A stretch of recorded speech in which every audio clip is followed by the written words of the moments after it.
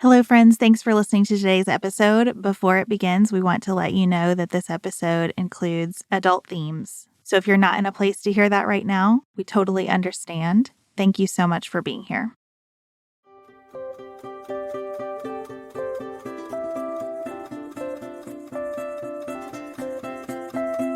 This is Sarah Stewart Holland. And this is Beth Silvers. Thank you for joining us for Pantsuit Politics.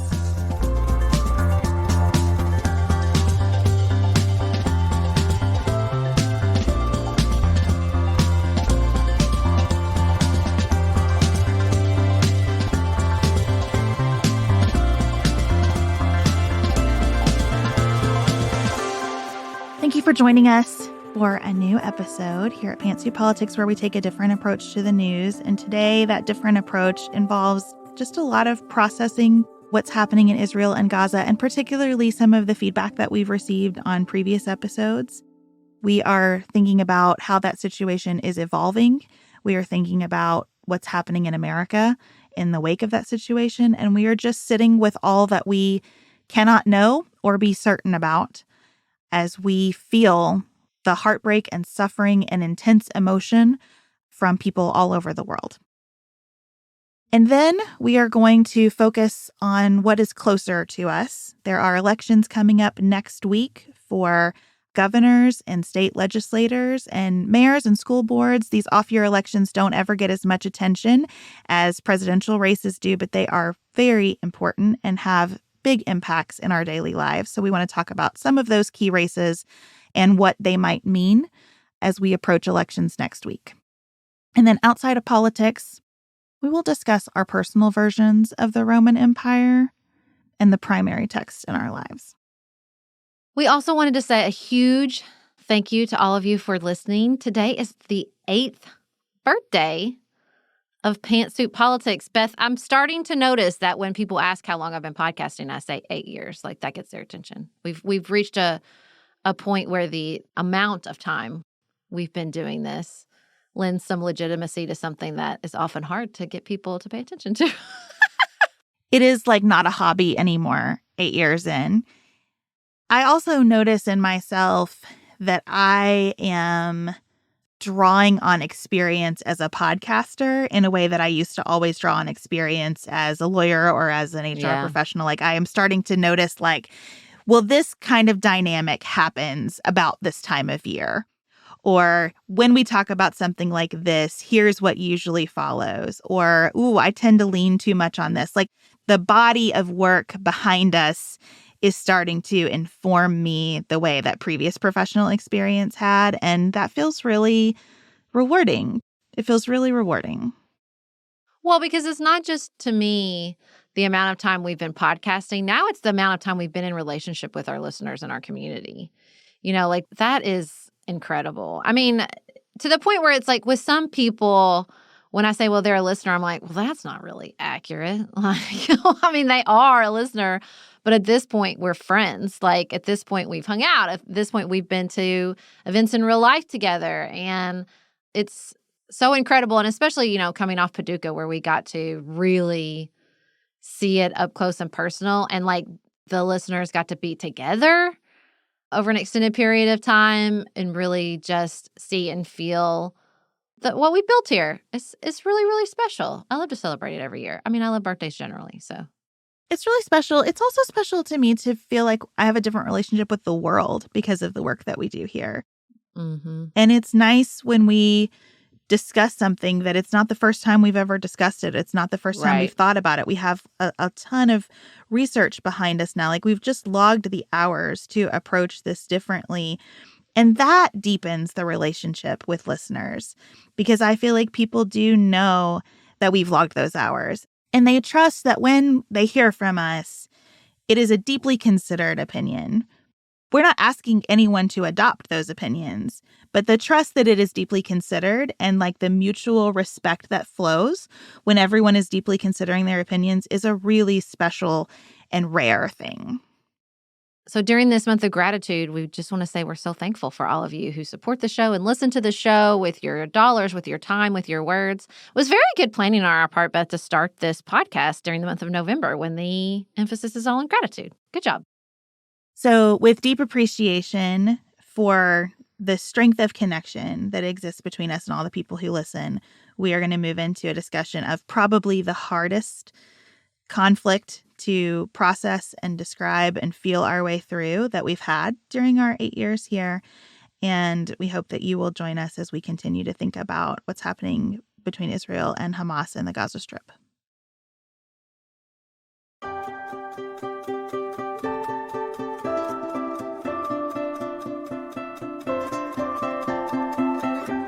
We wanted to bring you some updates on what's happening in the Gaza Strip. The second phase of Israel's campaign against Hamas has begun with a ground incursion. That ground incursion has come later and has been more limited than anticipated. It is still very forceful, very deadly. Israeli forces are working from the north of the Gaza Strip primarily, but there is activity throughout the entire Gaza Strip. Again, we're talking about a very small area in terms of land space and an extremely densely populated area. And Israeli forces are contending not only with people living above ground, but this network of tunnels that Hamas has constructed underneath the Gaza Strip. It's reported that Hamas militants in those tunnels have food and water and supplies that will enable them to last for several months. Meanwhile, people living above ground are struggling to get access to food and fresh water and medicine. Lots of reports about Israeli forces disabling all communications in the Gaza Strip for long periods of time. Authorities have started to allow some people to leave Gaza and enter Egypt. It is not a lot of people, but it is some people, especially injured Palestinians, have been allowed to leave. I was listening to a report this morning about people lining up, just hoping that their name is on the approved list to go into Egypt.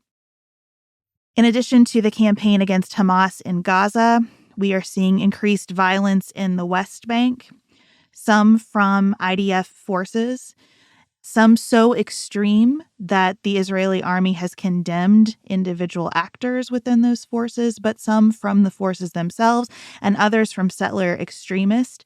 And then there is violence breaking out between settlers and Palestinian protesters. So the situation in the West Bank is becoming much more fragile. All of this against the background concern that other Iranian proxies in the region and perhaps Iran itself will be provoked.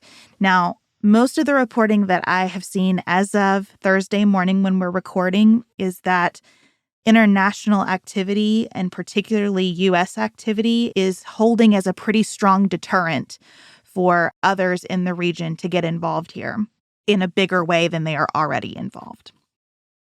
Yeah, I'm incredibly disturbed by the violence in the West Bank and would expect Israeli leadership, particularly after being advised and understanding the risk of expanded regional conflict, to take a more active role in tamping down that violence and certainly not playing a role in the West Bank. But look, there has also been so much analysis and reporting and calls for Netanyahu to step down, that he has lost faith with the Israeli people. I mean, he'd lost faith with a broad section of the Israeli populace before October 7th.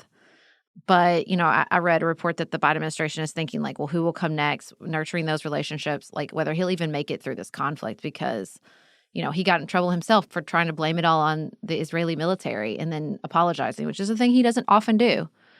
And so I think that's what's so difficult, is that the leadership in Israel does not, and has not for a long time, provoked a lot of faith. And that's what you need in a moment like this, especially when they are carrying out strikes at the level that they are in Gaza.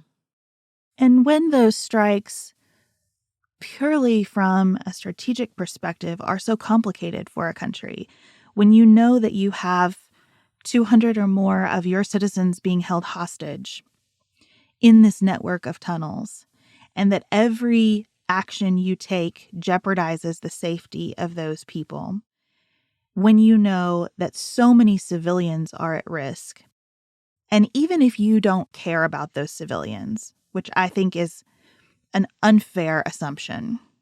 But even if you decide callously that people are casualties of war and you don't care about those civilians, Israel is always aware of how it's perceived on the international stage. And Israel is acutely aware of the importance of allies and partners to its defense. And Israel knows and is hearing very clearly from leaders across the world that it needs to take care with civilian lives in this matter. And so if you are an Israeli citizen and you have Netanyahu at the helm here, who you have been disgruntled with perhaps for a long time to matters unrelated to October 7th, and then he lets you down in such a big way by this happening on his watch and the way he has responded to it, and then you think about the complexity of managing it going forward, it's a lot. It is a real strain on a system that was already strained by its efforts to remain democratic. I don't think it's an unfair assumption to say that the Israeli government, and particularly in their Israeli military, does not care about the Palestinian people. I get it. Look, I think right now this particular situation is the hardest and most difficult training in doing what we talk a lot about here at Fancy Politics, which is holding two things to be true. This is like the zenith of that exercise, right? This week I was thinking, watching the, discussion on our own comments and platforms, watching the way that this debate, conversation, whatever you want to call it, has played out across the country, and thinking, how would I describe where I come from? I think with regards to the Palestinian people, I do not respond to sort of the shaming critique, because I know what I've said in the past. I know what I've felt about the Palestinian people in the past. I can probably go back and dig up some of our audio during the Abraham Accords when I said, this message to the Palestinian people is go fuck yourself, and hopeless people are dangerous. So I get that. I understand that. I have no instruction or analysis or even critique of Palestinians using the language of martyrdom in a place like Gaza that is hell on earth, is a crater of death. I don't know, what am I supposed to offer? I have nothing to offer. I would say nothing to a Palestinian person or a Palestinian American about how they should feel about this. But the other truth I have to hold is, I think, instructing everyone else to feel that way, instructing everyone else to feel as the Palestinians do, is dangerous for the Jewish people, not just in Israel, but around the world. And I think that's the two things we have to hold. We can acknowledge the suffering and the reality and understand that everybody can't feel that way. That's dangerous. Because if the answer is everyone, particularly the American military, adopts the posture that this is genocide and Israel is a historical mistake, then help me understand how that changes the situation or reduces the human suffering. Because I don't see that path. In the same way, I don't see the path that Israel is taking, particularly in the West Bank, as reducing human suffering. And the same way, I don't feel shame when people sort of try to hit us with our stance on Israel. I know how much I've criticized Israel and Netanyahu's record and governance. I don't feel any shame about that. Both of us have been vocal in our criticisms, and we just have to hold both things. We have to hold both things. And not mean that because we maybe disagree somewhere along the line, that means we don't care about the human suffering. I think there's this sense that when the suffering is this immense, that this is a moment where one thing can be true. And I wish it were. I wish it were true. I wish it were true that the greater the human suffering, the clearer the sort of political analysis. I do. I wish that. But it's not true. As I have taken in, feedback about our coverage here, I also don't feel angry or defensive. I understand why emotions are high. I understand that people of good faith and big heart can reasonably disagree over the strategy here. Every expert that I read concludes with, I don't know. Some version of, I don't know what the path forward is that respects all of the people in this region and their dignity and their interests, their stated interests, not the interests I'm projecting onto them, not the interests that I wish they had, but their stated intentions. I don't know the path forward. And so I don't feel any pressure to myself have some sense of what should be done here because I don't know. And I am inclined to rely on the experts in our government because I believe that they care about the Palestinian people as well as the Jewish people, as well as all the other people that are in this conflict, all of the foreign nationals that are being held hostage. I mean, it's not just two things are true, it's 10,000 things are true at one time in this very small space. Now, look, I recognize that my attempts personally at emotional regulation can make me sound cold.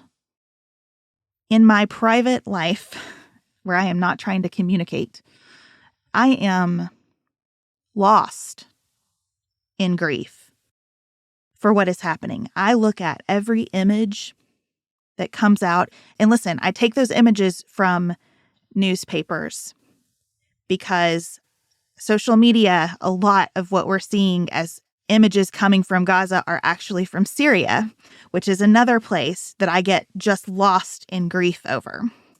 So the images of record, the verified images coming out, I look at them and I look at these families. I saw a couple this morning holding the hands of their kids, and I just thought this could be anyone in my life, right? I just felt like tremendous love for this family who was waiting to see if they would be allowed to leave.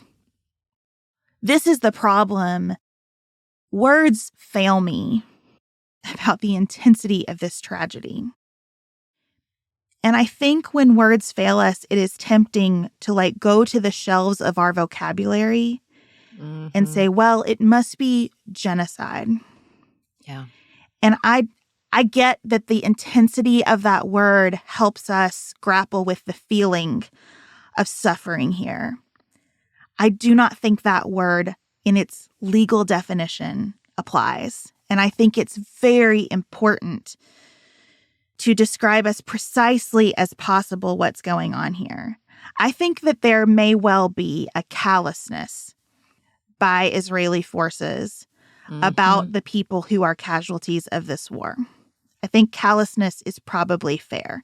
I think there is probably some recklessness in the rage that Israel's leadership feels here.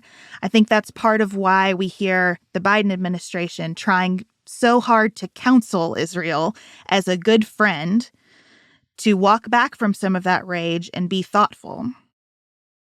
I sense in some of what we are hearing about our own comments on this matter a sense that people are listening for specific words like genocide, because those are the messages that say, no, I care about this a lot.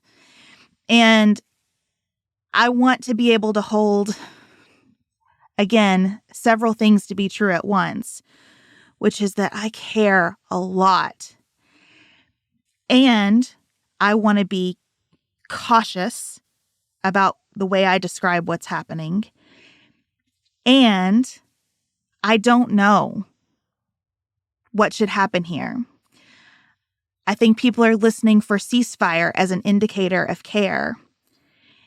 And of course, I want all of the violence to stop. I do. It's not that I am opposed to the idea of a ceasefire. I don't know how a ceasefire occurs here that doesn't lead to a proliferation of more violence. I hope someone smarter than I am has an answer to that. And I have heard the administration beginning to say, I do think we need a pause. I do think we need to pull back. And I just trust that they're being careful about their words and they have, again, better information than I do. But I guess I just want to reach out to people who are so frustrated with us to say, it is not that I am sitting in my house rooting for Benjamin Netanyahu or the IDF. It is that I see that Hamas has created an enormous level of suffering for both Palestinian people and the people of Israel, that they have taken a situation that was always precarious and made it incredibly dangerous, that riding on to that situation now are very unwise, cruel, and I think illegal actions by Israelis in the West Bank, which is a totally different situation than Gaza, but certainly related. It is that a million things are true at one time here. And I am trying to sort through them carefully, in largest part because I'm sitting in America, and we can see in America the results here, to people here in this country, of being less than careful with our language about this. I am happy for people to be mad at us on social media. Go for it. If that makes you feel better, fine. We are all searching for sources of control. If people find it by being mad at us, I am happy to contribute in that manner. I would like them not to be mean to Maggie, but otherwise, it is what it is. I'm just bringing this up because I think we're all there. We're all trying to figure out, if I'm a person who cares, if I'm an ethical, moral person and consider myself to be so, what does this mean? The New York Times did a piece about Israelis, and they were just talking it like, I've lost empathy. And if you can sit with someone like that and lecture them about genocide and open-air prisons and the position of the Israeli military, Godspeed. I'm not up for it.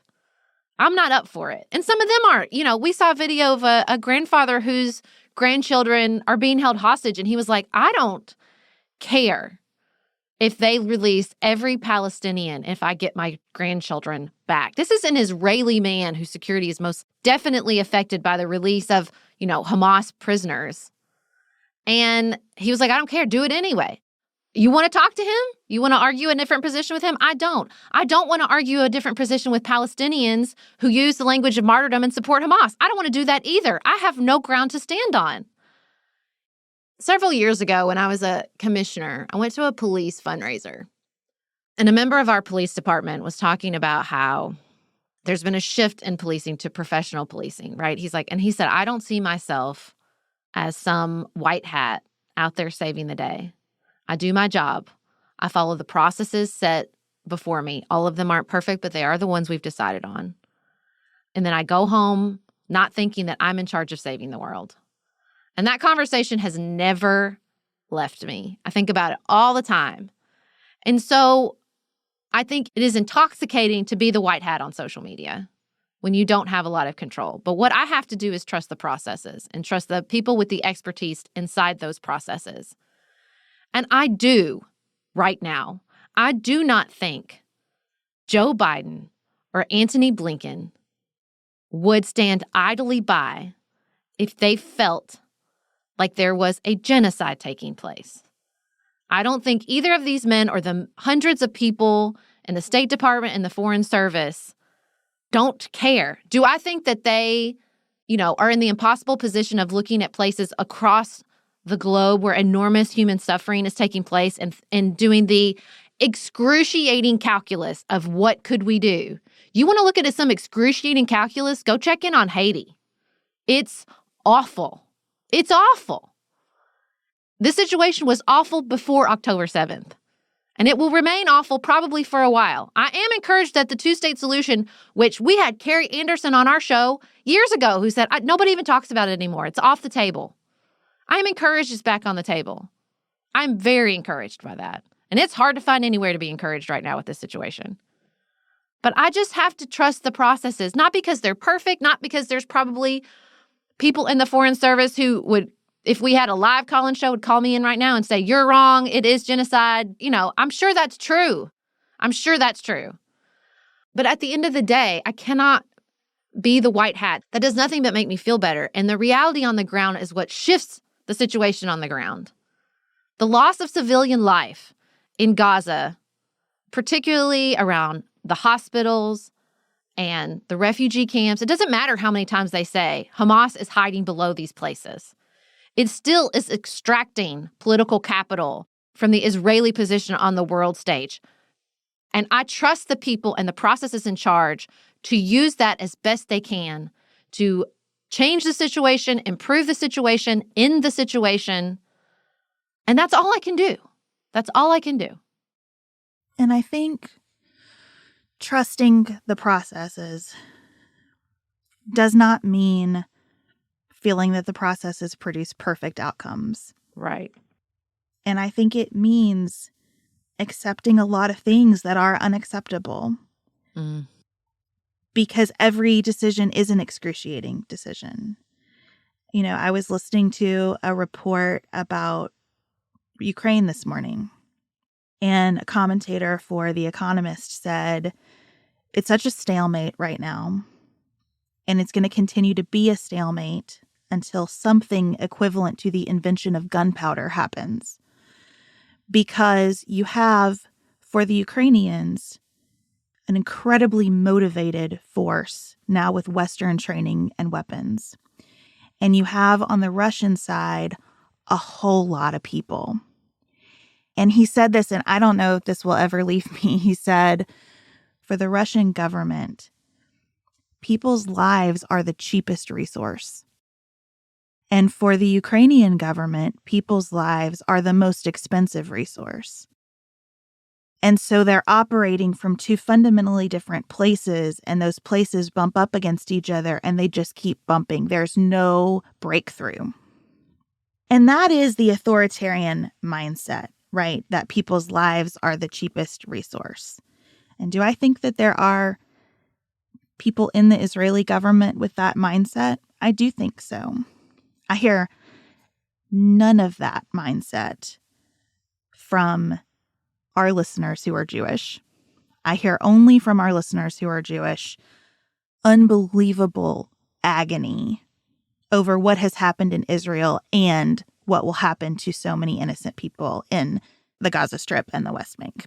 I hear our Jewish listeners holding all of this together at one time. And again, that's why I just want to be very careful here. You know, we got pushback after our last episode covering this because we referenced people saying things like, well, I know the Holocaust was bad, but... And we heard from several people who said, no one's saying that. Oh, they are. And let me just, again, tell you how I'm processing this. I was a Republican, right, when we started this show. And I said all the time about statements like, we should ban all abortion. No one says that. And what I meant was, maybe no one around me says that. Or it's an extreme minority of people who say that. Or they don't really mean that. And what I had to learn in a super shitty process is that just because I wasn't hearing it doesn't mean it wasn't being said. And just because I thought it was a small number of people didn't make that the case. And actually, a lot of people were saying it, and they meant it. And they meant it, and over time, it started to happen. And so I understand that some of you who listen and vehemently believe that a ceasefire is necessary right this second and that what's happening in the Gaza Strip is genocide. I understand that you aren't saying, well, the Holocaust was bad, but that you aren't attempting to discount the suffering of Jews across the world and people in Israel in particular.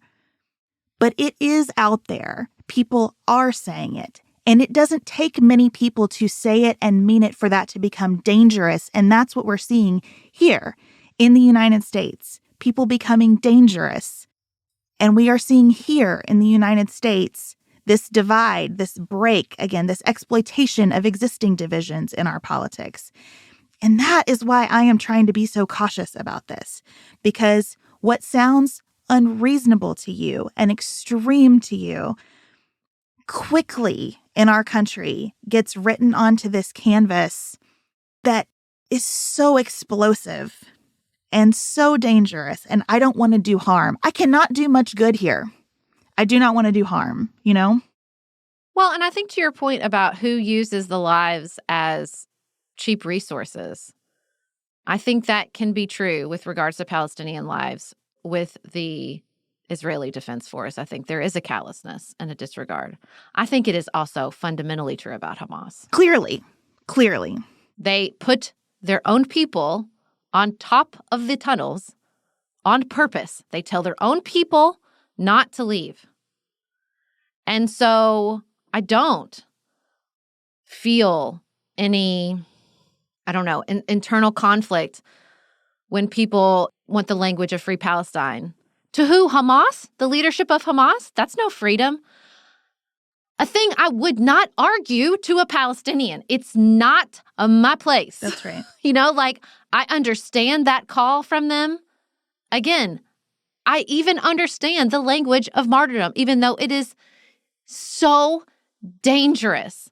And that's why I just have to depend on outside voices, the United States, Britain, France, coming in and exerting any control or influence, which is probably more appropriate. Because I think this idea that we give them weapons, we control Israel. No.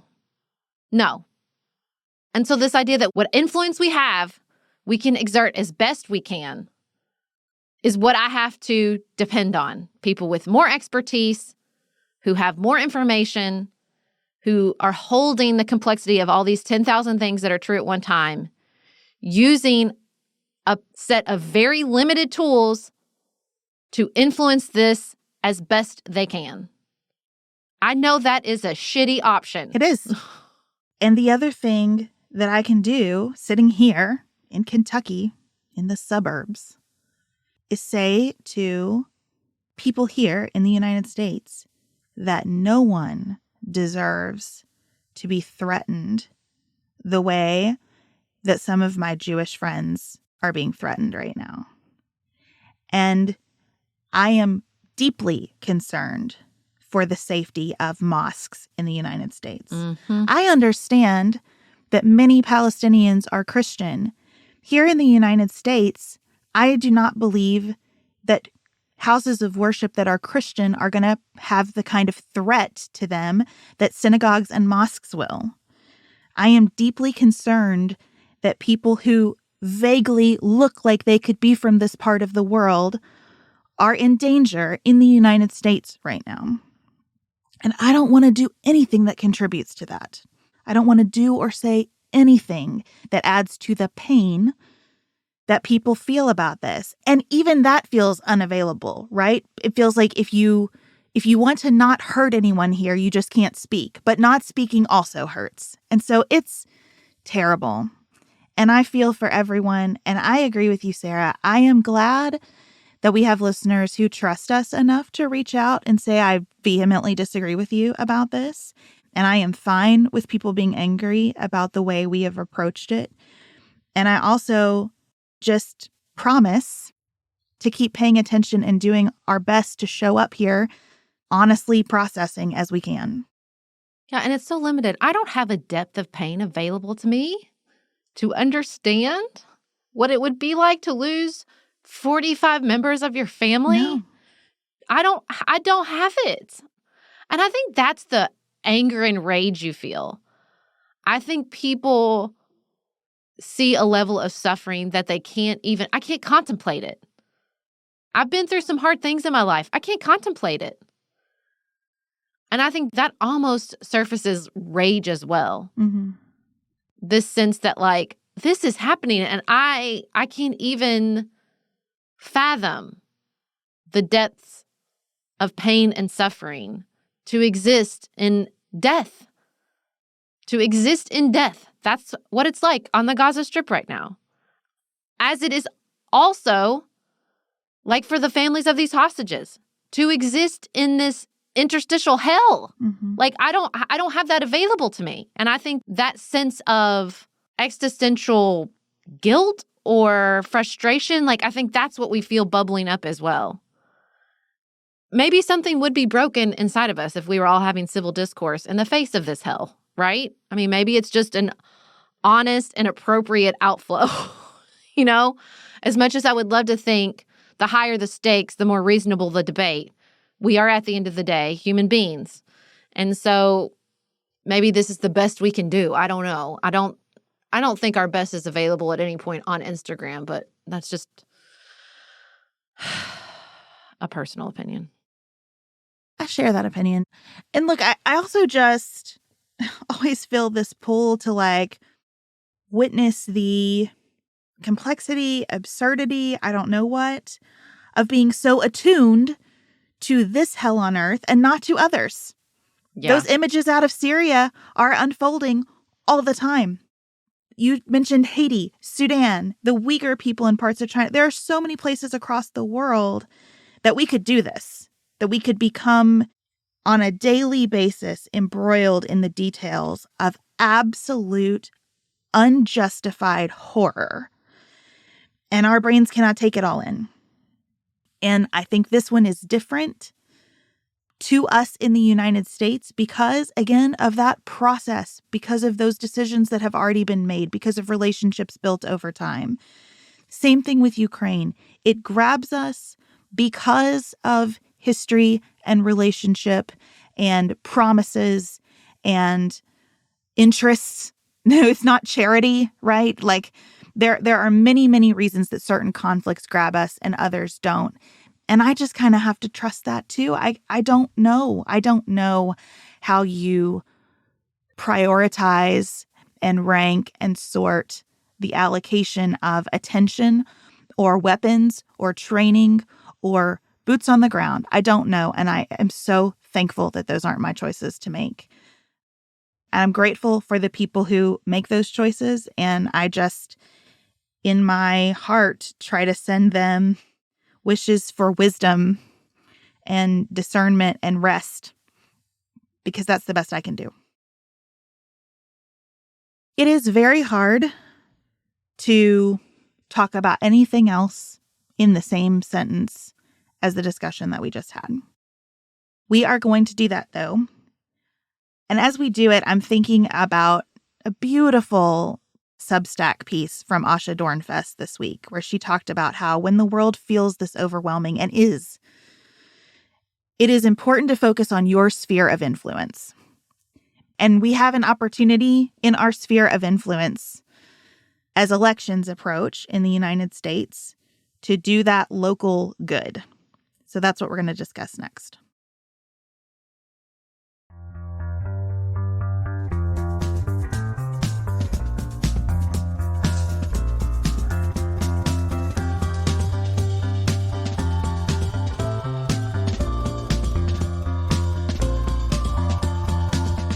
Sarah, as we approach these off-cycle elections, it is a big deal for us in Kentucky. Our constitutional officers are elected off-cycle. So we have gubernatorial races in both Kentucky and Mississippi coming up that are probably going to be the headlines emerging from these elections. And then we have some ballot initiatives in Ohio, a spotlight on Virginia as well. So I want to just kind of go through those. How are you feeling about the governor's race in Kentucky? Feeling great. Are you? Yeah. Good. Are you? I think so. Yeah, I feel fine. I probably have more respect for our governor, Andy Beshear, than any other politician, maybe in my lifetime. I just think he has performed so admirably in that role. And then I get kind of in my head about how difficult the numbers are in Kentucky for a Democrat, but he has a 60% approval rating. And I am flooded here with commercials. I don't even watch a lot of TV with commercials, but when I do, I see many very smart ads, I think, from the Beshear campaign that are like, I always vote Republican, but I'm voting for Andy Beshear. So I really hope that he will sail through to re-election. Yes, I hope it is smooth sailing. I'm sure it will be tighter than we expect it to be. You know, as the lieutenant governor says, people come home. They go home to the party. I get it.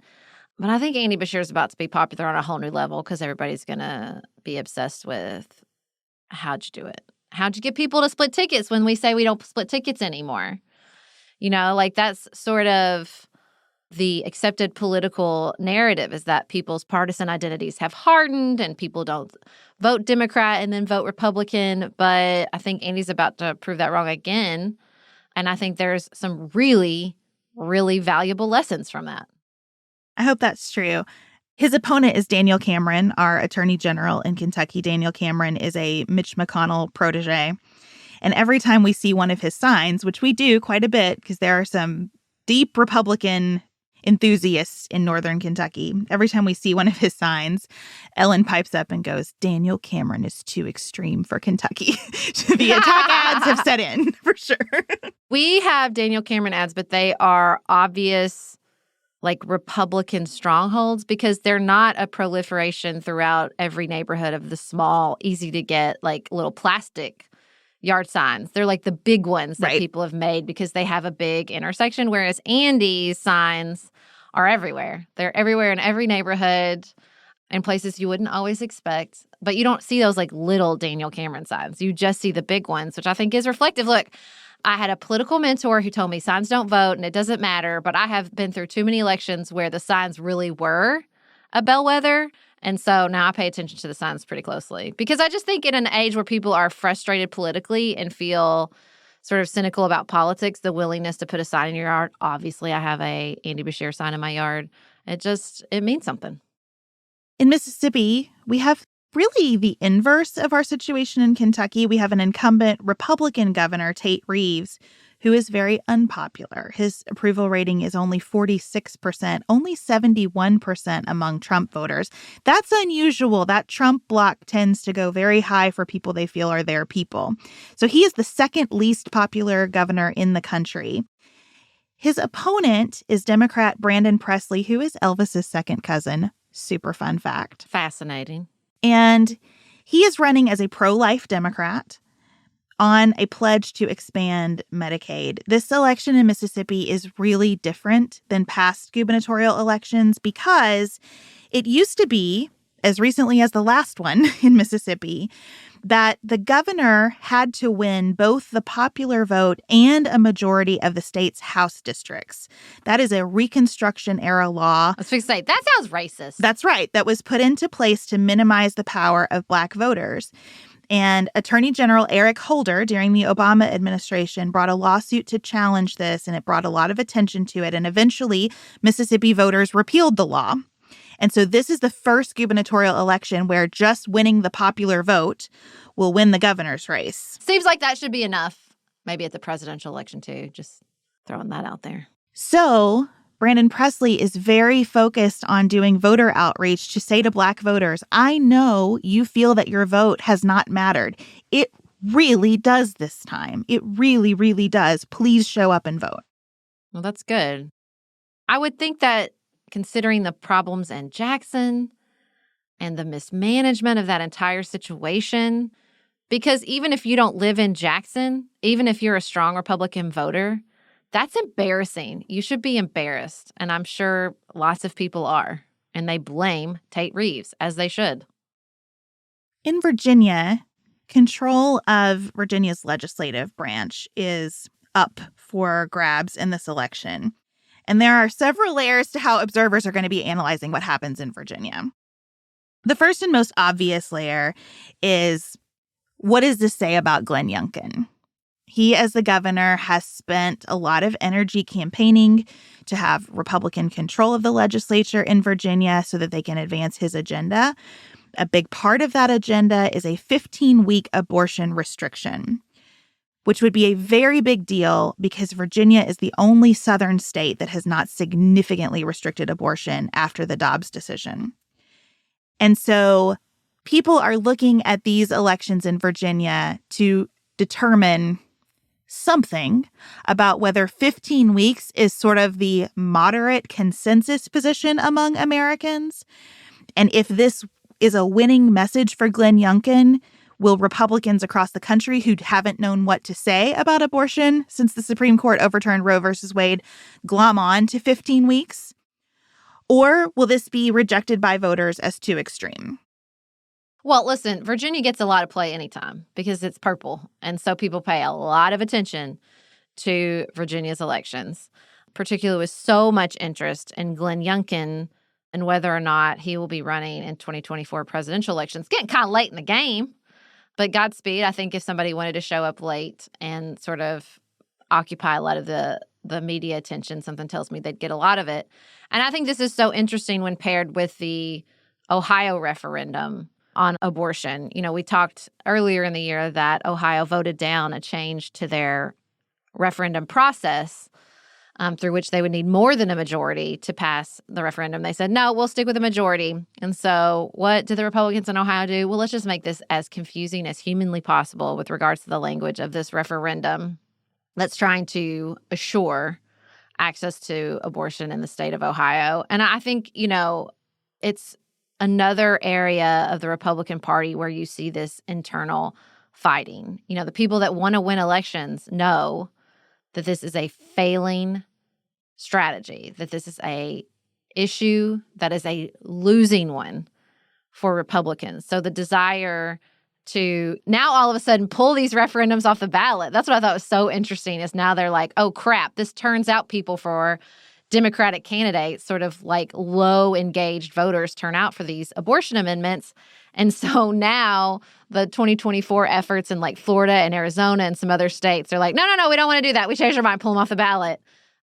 In combination, all of these issues together, particularly around abortion and not just access, but sort of the anti-democratic tendencies surrounding these referendums, is disturbing.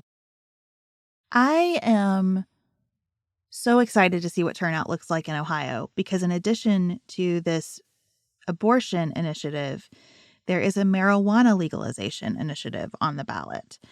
It is also a lengthy proposal that includes not only legalizing marijuana, but also regulating it. And there are lots of layers to that. Taxation layers.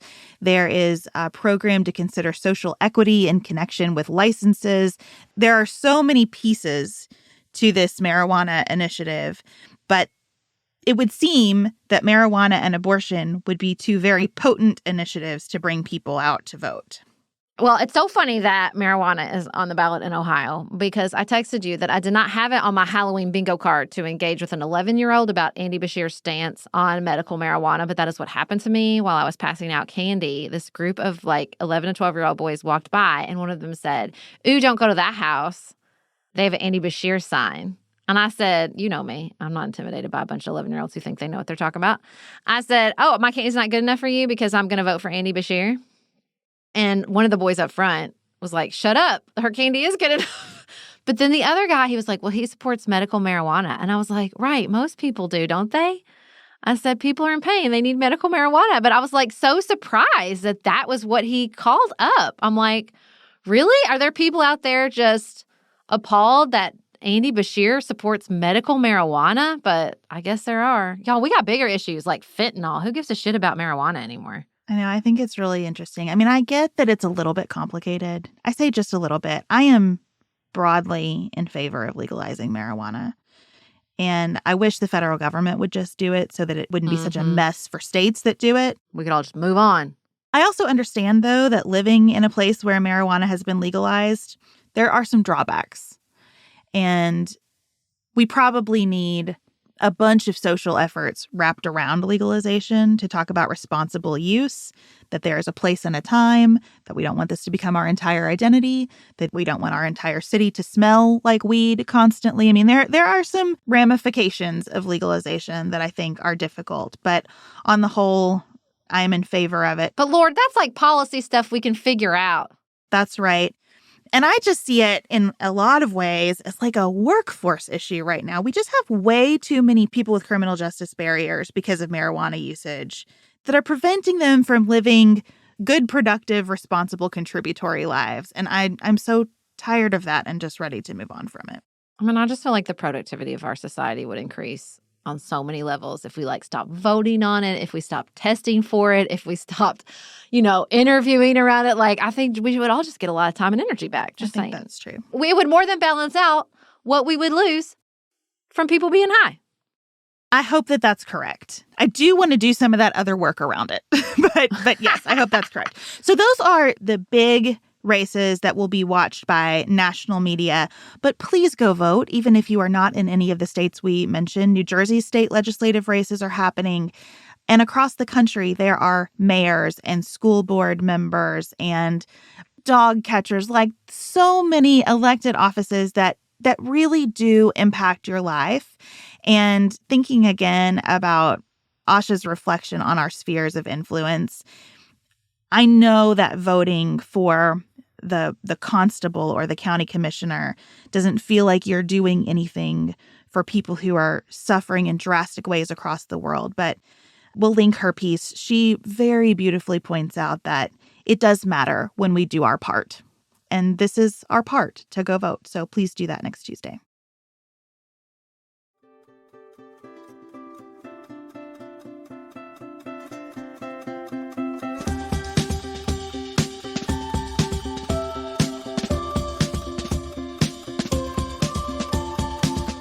Okay, we always end our show by talking about what's on our minds outside of politics, and frequently we describe what we do here at Pantsuit Politics as slow news.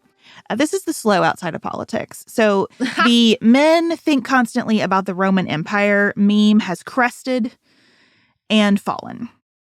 And now we are ready to talk about it. Yeah, but it was so popular. Now it's just become a part of our lexicon. Like I see so many captions where people are like, this is my Roman Empire. This is my Roman Empire. So we're not going to talk about whether or not our husbands think about the Roman Empire. We're talking about what's our Roman Empire. What's the prism through which you view so many things? I've thought a lot about this. And I think the answer for me is that swing of a pendulum that I talk about all the time, our tendency to overcorrect, our tendency to say, let's try something new, but let's not try something a little new. Let's try something drastically different than where we were before. And as I think about presidential elections and trends, and I mean, there are just so many ways that I see that pendulum influencing how I perceive what's happening that I've decided I think it's my Roman Empire. Okay, my Roman Empire is celebrity/celebrity gossip. Okay. That is the prism through which I view so much of the world. For lots of reasons, I learned this at the feet of Anne Helen Peterson. Often what we're doing with celebrity gossip is working out cultural or societal issues or angst. I think all the time about how she compared Brangelina and that whole situation with Jennifer Aniston and how closely it aligned with Debbie Reynolds and Elizabeth Taylor and Eddie Fisher, and how we're working out. How do we feel about marriage? How do we feel about commitment? How do we feel about adultery? How do we feel about adoption? Because celebrity is also the ultimate achievement in status, and status fuels so many things in our lives. So when you can watch this sort of extreme manifestation of status and what it means as far as mental health or family relationships or addiction, it's applicable. It's applicable in so many other places, right? Because celebrities are still human beings, despite what some people I think or treat them as. And so I just listen. I'm thinking about celebrity gossip and celebrity itself probably 30 to 40% of the time. I absolutely 100% think about celebrity every single day in some way or another. 100%. Okay, closely related question for you. I think this is different than the Roman Empire, but I really like learning about what people consider primary texts of their lives. So for me, Into the Woods is a primary text, and I see it everywhere. I probably do think about it once a day, like what happens after Happily Ever After. Nice is different than good. There are so many threads from Into the Woods that I just recall them like Bible verses, So do you have a primary text like that? I don't know if I quote them, but I do think Anne Helen's she used to do celebrity gossip academic style, and she would go back and you would learn about sort of previous scandals. And I think about those all the time. I'm trying to think if there's another sort of celebrity text. I mean, probably People magazine. Do I still check people.com? I do. I don't really read celebrity gossip rags. I guess my probably new primary text around this subject in particular is The C Word with Lena Dunham and Alyssa Bennett, which is an excellent podcast that examines how women are treated through the lens of celebrity and celebrity gossip. And I think it's so good and so interesting. So that's probably my primary text 2.0 surrounding celebrity gossip right now. Well, we would love to hear what your Roman Empire / primary texts are. And we so appreciate you spending time with us today. Please do not forget to go vote on Tuesday if you have elections. And please check to make sure that you do. They might not be big, sexy ones, but we still want you to go out and show up anyway. We will be back with you next week. Until then, have the best weekend available to you.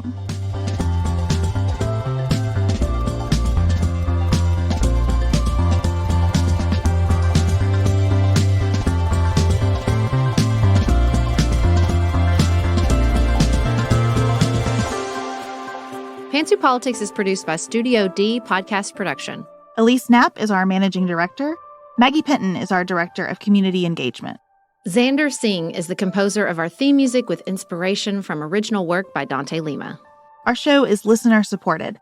Special thanks to our executive producers, Martha Brunitsky, Allie Edwards, Janice Elliott, Sarah Greenup, Julie Haller, Tiffany Hassler, Emily Holiday, Katie Johnson, Katina Zuganellis-Kasling, Barry Kaufman, Molly Kors, Catherine Vollmer, Lori Ladow, Lily McClure, Linda Daniel, Emily Neasley, The Hutchins, Tracy Putoff, Sarah Ralph, Jeremy Sequoia, Katie Steigers, Karen True, Annika Uvaline, Nick and Elisa Vallely, Amy Whited, Emily Helen Olson, Lee Shea McDonough, Morgan McHugh, Jen Ross, Sabrina Drago, Becca Dorval, Christina Quartararo.